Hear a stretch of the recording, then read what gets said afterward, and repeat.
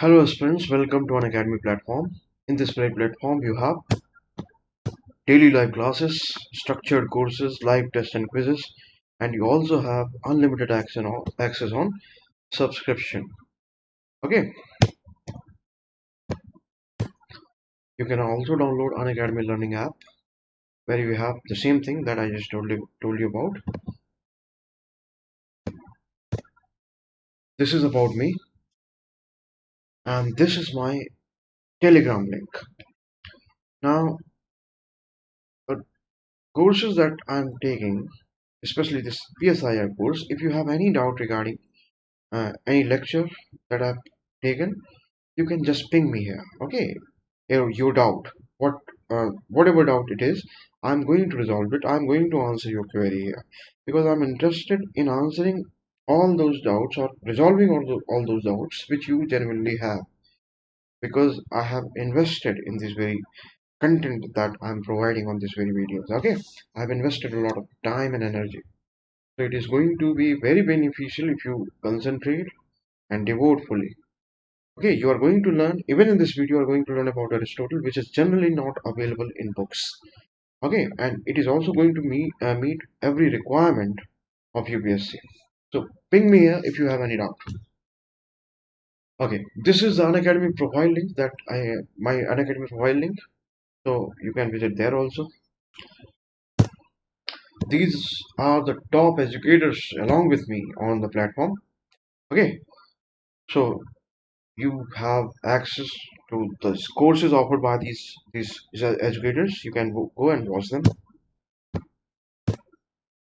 and these are different subscription plans. So if you go with plus, you have live classes, test series, unlimited practice, structured schedule. Okay, and if you choose iconic, you have personal coach, also daily mains answer writing question practice, study planner, personalized feedback. And these are different plans for different subscription of different durations. Okay, you can choose a plan according to your requirement, and while doing so, if you apply this very code to, okay, Amit PS code, you get 10% discount. AMITPS. Same thing here, different plans for different subscriptions, and apply this very code to avail 10% discount. These are the different optionals which are available on the platform, and I'm going to take PSIR. Again, the different plans to subscribe. While subscribing, if you use this very code Amit PS, you will get 10% discount. Okay. Okay. Now this lecture is on Aristotle. Okay, Aristotle is second in line in the Western political thought syllabus that we have, and this lecture is going to be a long one, and I will make sure that I discuss everything that is required in this very about this very thinker. Okay, I have also made sure that the content that I'm going to discuss is going to help you in understanding Aristotle, so that you could be able to answer every question that has been asked by UPSC and that will be asked by UPSC in future examination. Okay, I promise you that if you concentrate fully and devote fully in the lecture on Aristotle or any other thinker that I'm covering, you will be most comfortable with these very thinkers. Okay, and so far as the content is concerned, I have invested a lot of time and energy in coming out with this kind of content that is being made available to you in these videos. So benefit yourself. You will be benefited by watching these very videos if you pay full attention and try to understand. Okay, carefully. Now that is why I'm saying that even when I discuss these thinkers and I try to explain everything that is tough or complex about them, even after that, if you face any problem, any doubt, do not hesitate to ask me on that Telegram link that I have just shown. Okay, I will answer your queries. Now, as I do that, before starting the actual theories of the thinker, we actually need to know certain things about him. So, just first thing that we need to know about any thinker is the time and space. So, this is the time period. We are again talking about before Christ, almost 3 centuries before Christ. So it is almost approximately the same period of time that we have seen in case of Plato. Aristotle, by this time, is the disciple of Plato. But even when you know that, I would suggest that before starting Aristotle, it is important to cover Plato. If you haven't covered it, just go and watch those videos. Only then you will be able to appreciate all the theories of Aristotle, and you will be able to actually grasp what I'm saying. Okay, this is not a simple lecture. This is going to be an advanced lecture. Okay, and you will realize that within few minutes. Okay. uh, about the space of the thinker. He was born in a small state near Greek city, a small town near Greek city state, that is Macedonia. Okay, he was actually born in Stagira, which is a small town near Macedonia. That is not important. Those names are not important. What is important here is to understand that he is born or he's living in the same kind of setting, same kind of setting, that is the Greek civilization that we have seen in case of Plato. He is actually the disciple of Plato. Okay, he has studied in the Academy of Plato for more than 20 years. Okay, so he studied in that college, in that university for more than 20 years. Okay, then later he came out with his own academy, his own university or college, whatever you can call it. That was called Lyceum. Okay, so he has studied in the best of that academy that was available, best of the institution that was available in whole Greek civilization for 20 long years. Okay, more than that actually. Now, then we also see the methodologies of the thinker that has been adopted by him. Okay, so these are the main methodology that Aristotle adopts. The first is scientific methodology, and second is that he is going to apply both deduction as well as induction. In case of Plato, it was mainly deduction, although I told you that Nettleship and Barker, these two scholars are of the opinion that Plato employs induction also. That has been discussed in detail. Now, next is that he adopts teleological method also. Okay. Now, what is this method?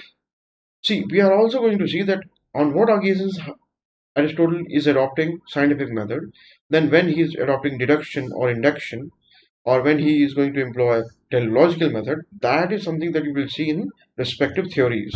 Okay, I'm just telling you that these are the methods that he's going to adopt or he has adopted in his theories. Now tell me about the teleological method. If you will be able to recall that this is something that I told you or discussed about in Plato's theory of education. There I told you that Plato's scheme of education is actually a teleological venture. Why I called it a teleological venture? Because there the scheme of education has an end to achieve.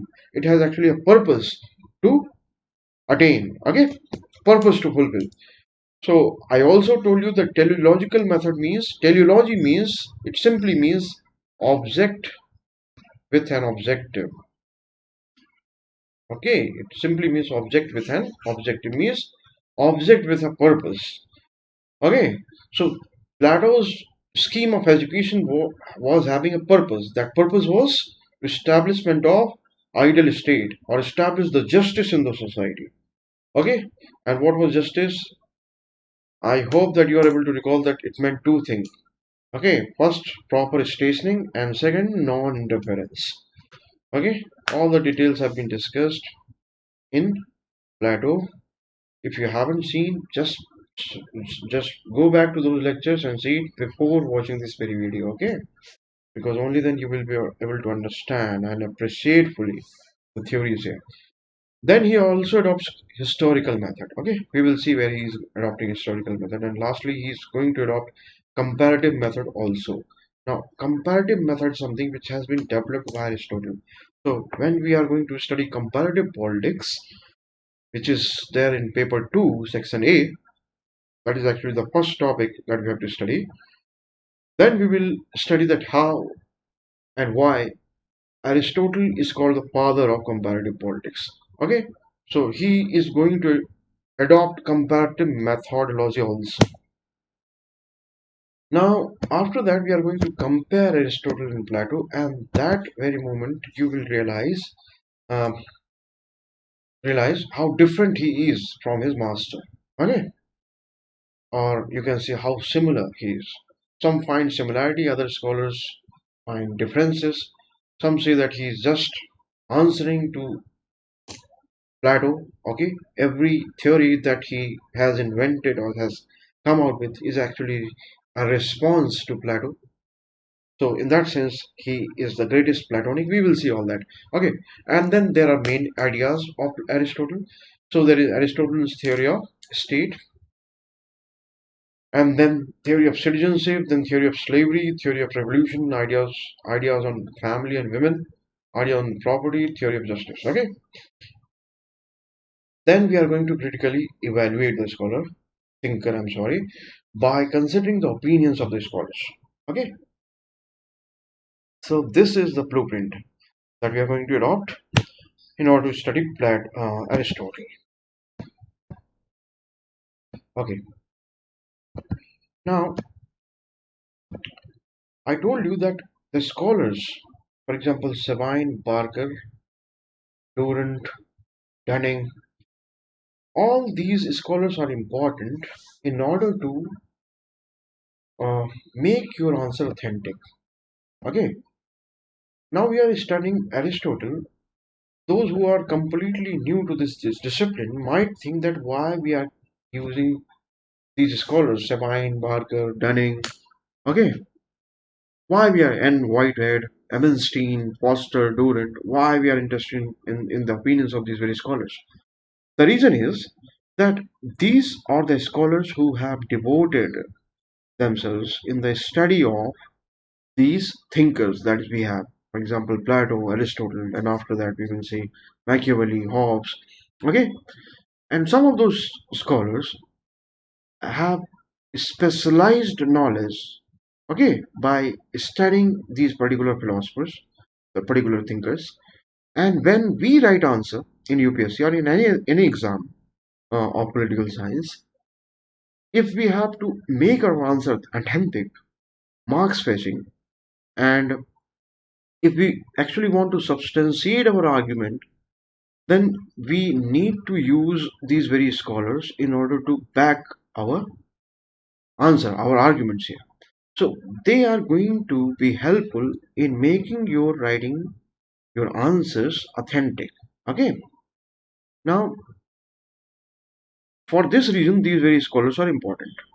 In UPSC, I would suggest you that starts loving these scholars. Okay, start loving their names and their statements, because this is something that is going to help you in fetching good marks. It is not enough to understand the theory in the examination. After understanding the theory, you also need to back your arguments, your answer, by using the statements of these very scholars. Now, the only relief you have is that instead of quoting them verbatim, you can use the statement which carries or which conveys the essence of their statement. And in my slides also, I am not using the exact statement verbatim. I'm not quoting them verbatim. I'm actually using, most of the time, I have used the essence of whatever they have said about these very thinkers, these very philosophers. Okay, so these scholars that I'm telling about, the statements I'm using are actually important from your examination point of view to make your answers more and more marks fetching. Okay, that is the purpose here. Okay, so in line with those scholars again, the first one is Evenstein. So he is making some interesting argument here. He says that Plato finds his corrective in his own pupils. Okay, now the meaning is this. Okay, one more thing, that I also got a message that some of you are having problem with the language. So I'll also make sure that when something is complex, I use Hindi also. Although primarily I will be using English, but I will use Hindi also whenever I feel that anything is complex.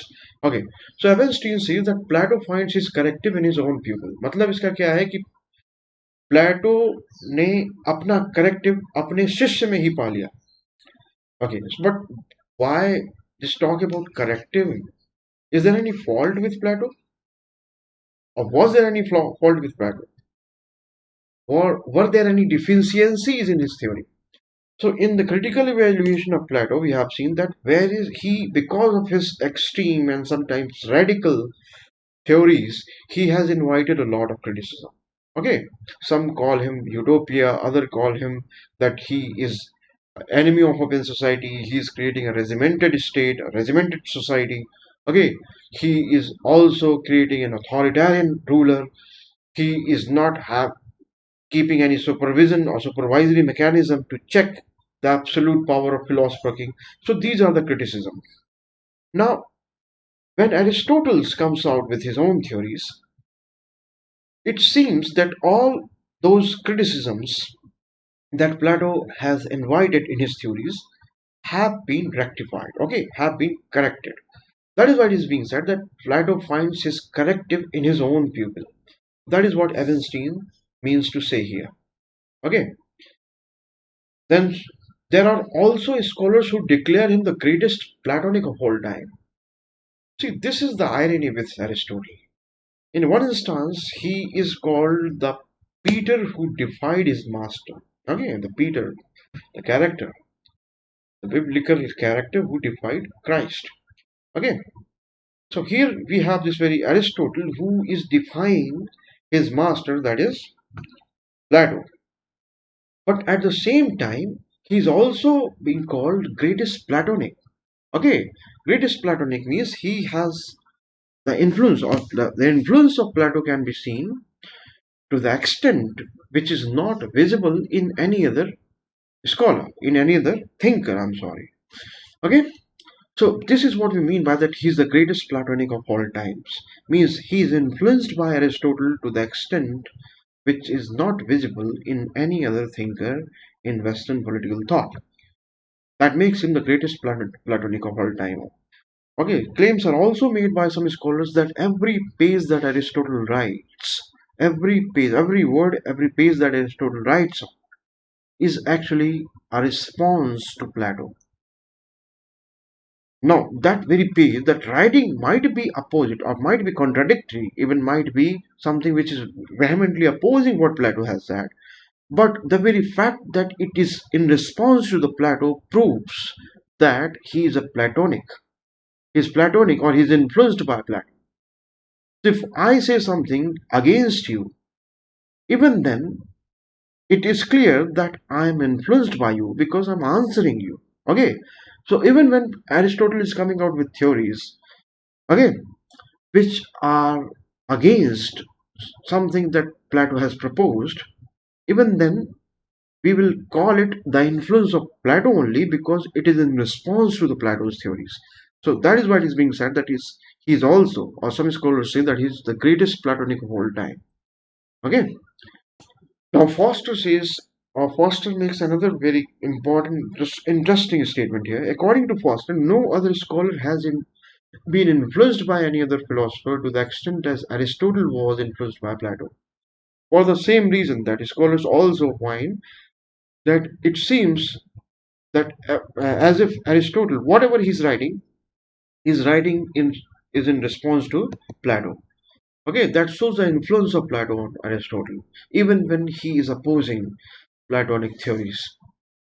Then Will Durant, his opinion is that for Aristotle, dear is Plato, but dearer still is truth. What does it mean? In Hindi, it will be translated as कि प्लेटो के लिए Aristotle के लिए प्लेटो dear है, मतलब Aristotle को प्लेटो से प्रेम है, लेकिन प्लेटो से जितना प्रेम है एरिस्टोटल को, उससे कहीं ज्यादा प्रेम एरिस्टोटल को सत्य से है, ट्रुथ से है. Okay, so why this very thing is being claimed? Because see, Plato is the master of Aristotle. Aristotle has studied under Plato in his academy for more than 20 years, as I told you. So he has great respect for Plato. Okay, Plato is dear to him.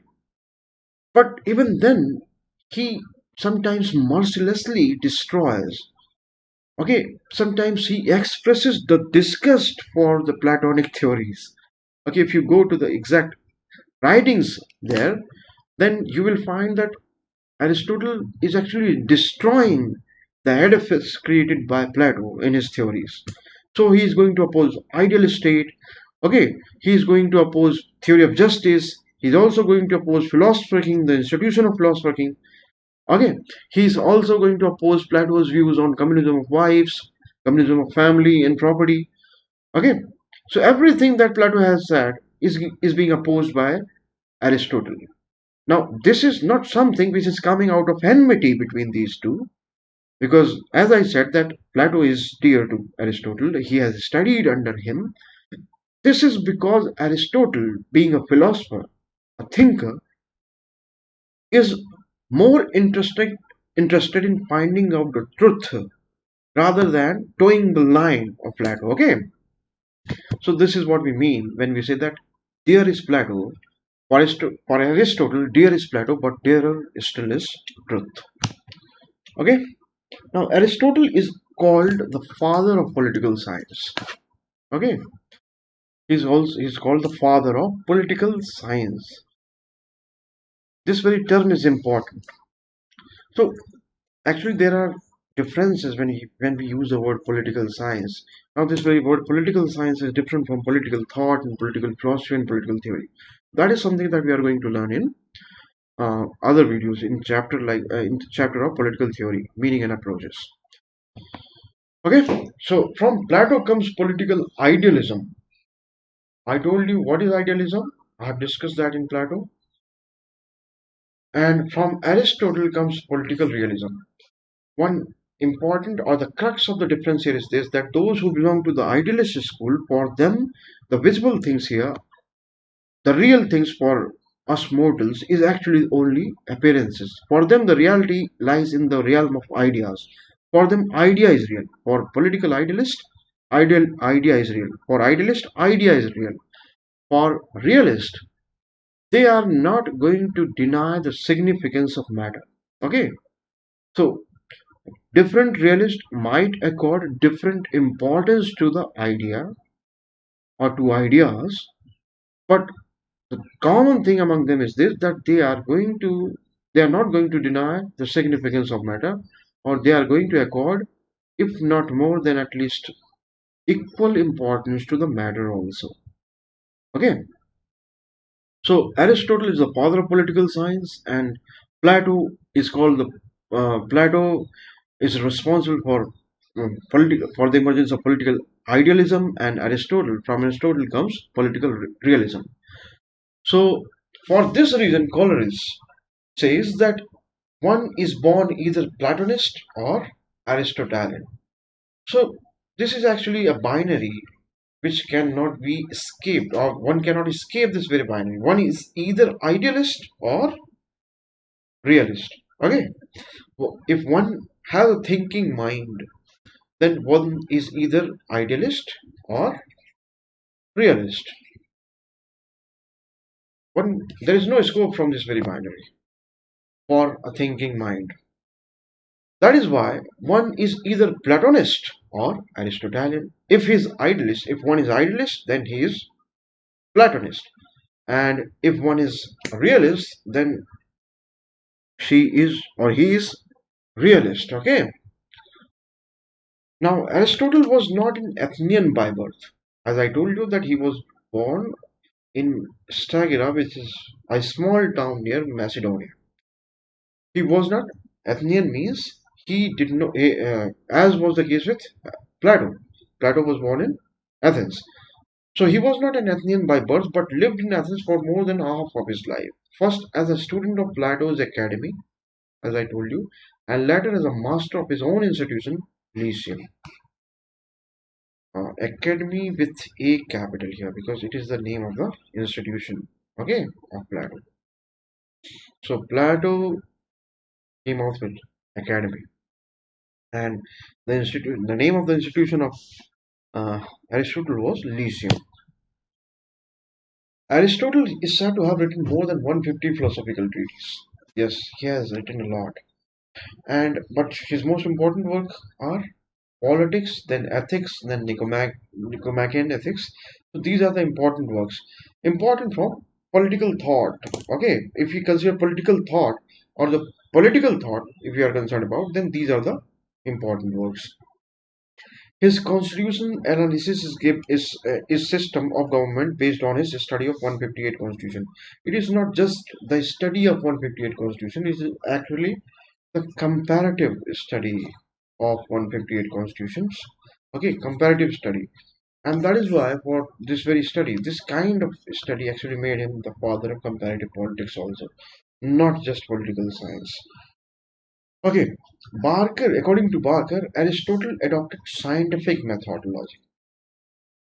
Okay, and Barker again says that he also adopts a method which can be called uh, induction or inductive, because Plato, or against Plato, Plato is someone who is coming who adopted deductive, mainly deductive. Okay, because he had preconceived conclusions, and then he is going to replicate or find them, or in order to realize that very conclusion by going into particularities that I have discussed. But with Aristotle, we have a different method. So mainly it is inductive. With Aristotle, it is mainly inductive, although deduction is also there in his thinking. We will see how. Okay. Now, Plato argued with conclusions, as we have seen, and that is why he is being called deductive. And those conclusions were actually the preconceived conclusions. Okay, preconceived notions. For example, the idea of ideal state. So, the idea of ideal state he actually had already concluded, and then he came out with theory of education, communism of wives and family, and property, and other things in order to establish, in order to realize this preconceived idea of ideal state.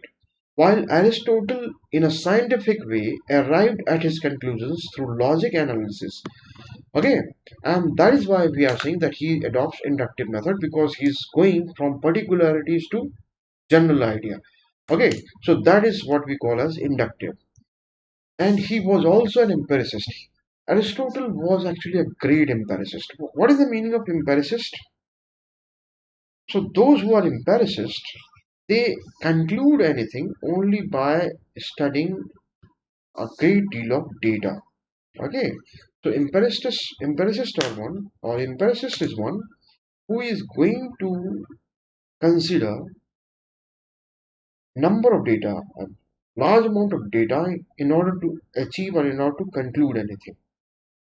Okay, so in that sense, he's and that data is something that involves observation, trials. Okay, trials and errors, observations, record keeping of those very attempts, and then analyzing them, that data, and coming out with any conclusion. That is the method of empiricist. And Aristotle is a great empiricist. Okay, he is a great observer.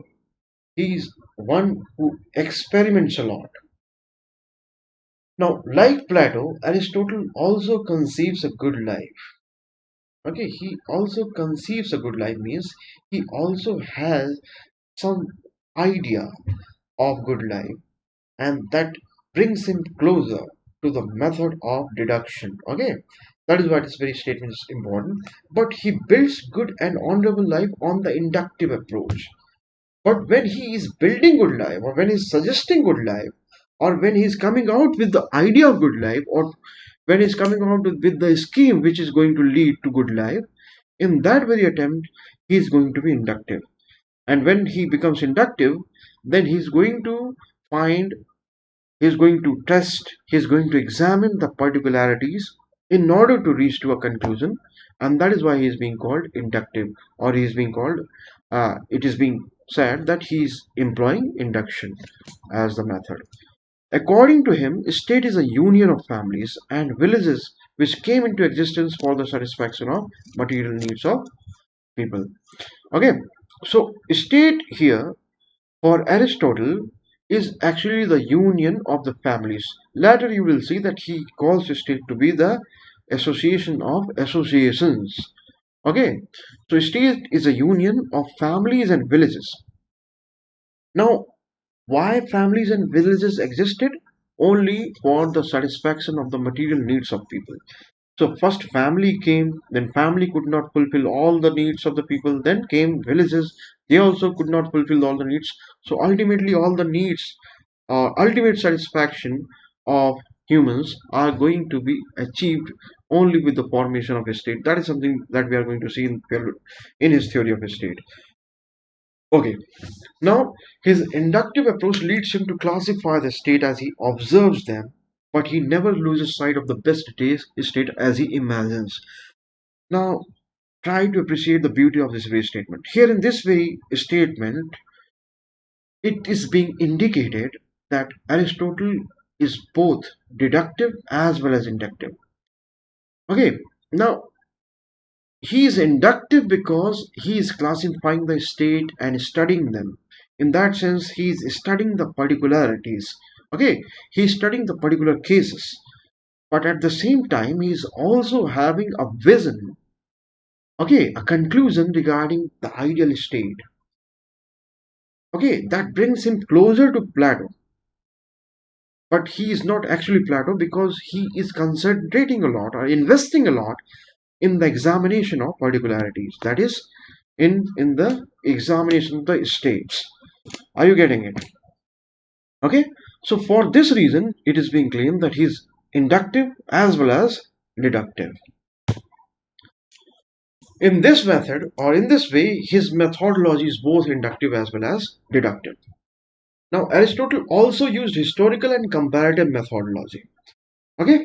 Now, why it is being said that whenever Aristotle comes out with claims that he calls truths, he many of times he is going to cite history as the proof. Okay, for this reason, it is being said that historical method is also being adopted by. So he employs historical methodology, and that is evident when he cites history as a lesson, okay, as the proof in order to make any particular point. Now, Aristotle is an acute observer. Very important statement and very important information about Aristotle. He is an acute. See, understand, we are studying about a thinker who is known as the master of those who know. See, see the praise here, the master of those who know. Aristotle is called the master of those that know, a master of those who know. So those who know are called the master. And Aristotle is called the master of those who know. In that sense, he is the master of the masters. Okay, so Aristotle is the master of the masters. If you consider the length and the breadth of his writing, then you will be amazed to find out that he has written in almost everything that was present in his age under the sun. Okay, so he has written on biology, on chemistry, on physics, on astronomy, okay, of course, on philosophy and politics. Every single discipline has been touched by Plato. Now, by Aristotle. Now, what what special thing made it possible for him to have this kind of knowledge or to generate this kind of writings? Although most of these writings are going to, especially the scientific and those writings which relate to science and astronomy, is because he lacked the equipment and the instruments which were necessary to make the correct observation, okay, to make correct calculations. That is why we see that in medieval times, on the starting of the modern times, we see um, uh, scientists like Galileo and Newton um, coming out with theories and knowledge which is going to prove Aristotle wrong. But that is not the point. See the difference, the difference of the time period between, say, Newton or Galileo and Aristotle. Okay, it is of 2 centuries, approximately of two millennia. I'm sorry, two not 2 centuries, 2 millennia. Okay, so that is something which is understandable. But considering the time in which he was writing, okay, is the kind of the length and breadth he has covered in his writing. in his observation is actually it is justified to call him the master of those who know, or the master of the masters. What makes him the master of the masters is this very quality of observation. So he's an acute observer. So this very exclamation that observation shows is very much common in his writing. Okay, so he observation shows, or it has been observed.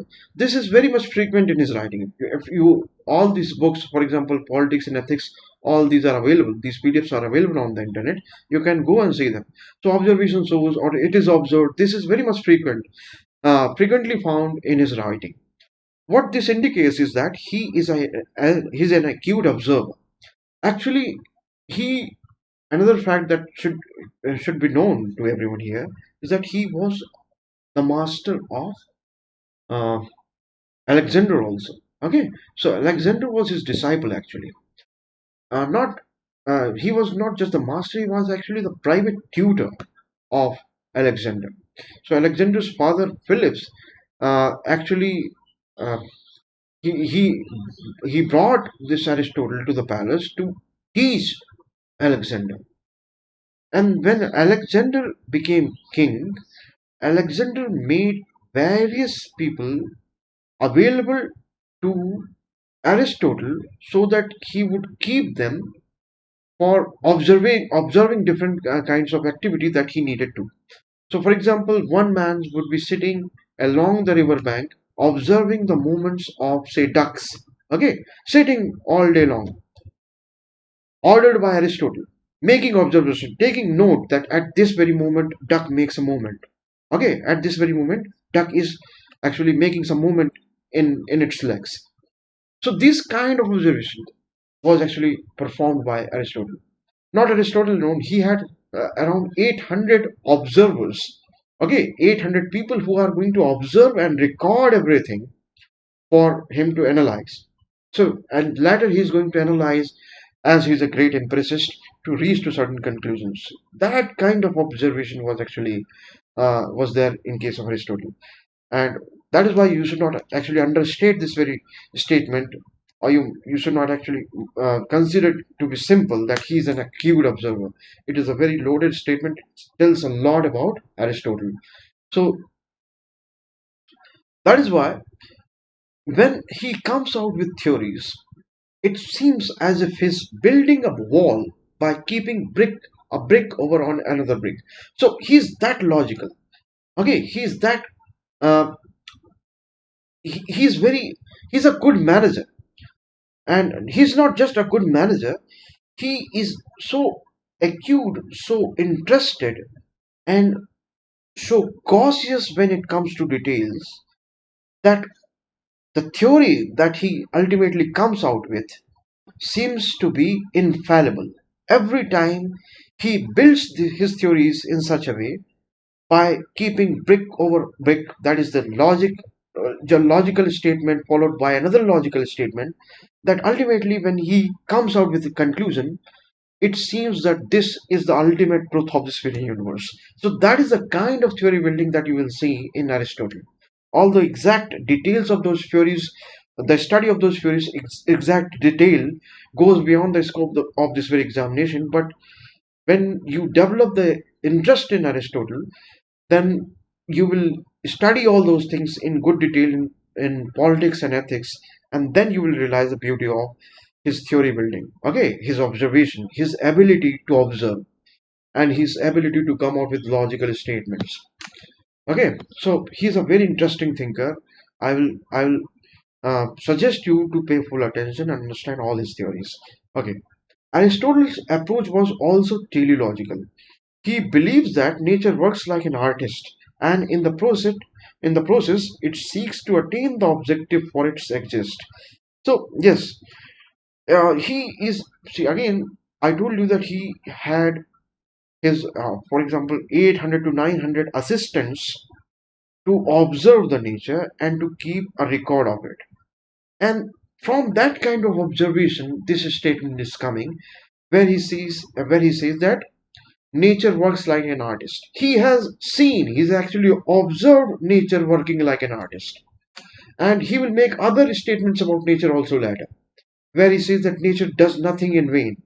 Now, these kind of conclusions, these kind of statements are not just the fancies of his fancies or his imagination. He's actually concluding or coming out with these kind of statements only after observing nature for a long period of time. Okay, again, not understand the very statements, the kind of depth that they is deserve because of the effort that actually Aristotle put or has put while coming out with his theories.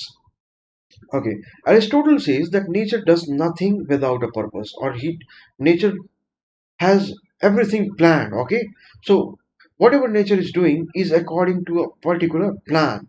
That is something that will be visible in his theory of slaves. Okay, in his opinion on slavery. Comparison with Plato. This is again very interesting. Following his teacher Plato, Aristotle found much in common between a statesman and a physician. Okay, a ruler and an artist. We will see in his theory of a state that is going to be more visible there, more comprehensible there. Plato, as an idealist, establishes the supremacy of ideas over matter, going to the extent of even rejecting the material. Yes, that you have seen in Plato, that he is going to reject the material by claiming it to be just the shadows of the real thing, that is ideas. So the visible word, the sensible word, okay, this word of matter, this is just the shadow of the word of ideas for Plato. Okay, but Aristotle does not reject the word of matter, as is the case with every realist. Realists do not reject the word of matter; they do not reject the matter. Okay, according to Aristotle, ideal word is not independent of material word. Rather, ideas are inherent in matter. Now, if you recall my discussion on Plato's theory of forms especially, then you might recall that there used to be a horse or the idea of horse, okay, or there used to be an apple or the idea of apple, whatever object you choose. And then there were horses, okay, horses in real world, horses in this very visible world. For Plato, these very horses in visible world are actually the shadows of this very idea of horse. And Plato denies them to be just the appearances of this very reality that is the idea of horse. Okay, this was the theory of forms, okay, or theory of ideas of Plato. Now, when you study the theory of idea of Aristotle, although that is not in our syllabus, that is studied in philosophy, then you will realize the crux of this theory of ideas of Aristotle is this, that for Aristotle, these horses are not just the appearances, and that is why they are not just the shadows, and that is why they are not just, they are also real. So, for Aristotle, idea of force is real. So he does not have any problem with this very claim of Plato that idea of force is real. What he is against is, when it comes to Plato's theory of forms, is that Plato completely denies the existence of this very real horses, quote unquote real horses that you see in visible world. Okay, by calling them just appearances or shadows of the real thing according to Plato, that is idea of force. According to Aristotle, idea of force is real, and these horses that are visible in visible world are also real. So for Aristotle, both the idea of horse and the horse that exist in real world, both are real simultaneously. This is actually the crux of the theory of ideas of Aristotle. So the horse that you see in your surrounding that you ride upon, and the idea of horse which exists in Plato's ideal world, or which exists as an idea, both are equally true, both are simultaneously existing, okay, together. Not only that, he also says that the idea of horse actually resides in horse. Okay, so those two realities exist simultaneously, and the reality of the idea actually resides in the matter itself. So idea and matter exist simultaneously, and ideas are inherently to be found in matter. So they are inherent in matter. That is what Aristotle is saying in response to the Plato's theory of forms, and that is the crux of Aristotle's theory of forms or Aristotle's theory of ideas. Okay, so this is the starting of the discussion about Aristotle. We are going to continue our discussion on. Okay, so again, I will suggest you to pay full attention here. Okay, we will see the next lecture and we'll continue with our comparison here. Thanks. If you like the video, subscribe, and if you go with any kind of subscription, then use this very code in order to avail 10% discount. Thank you.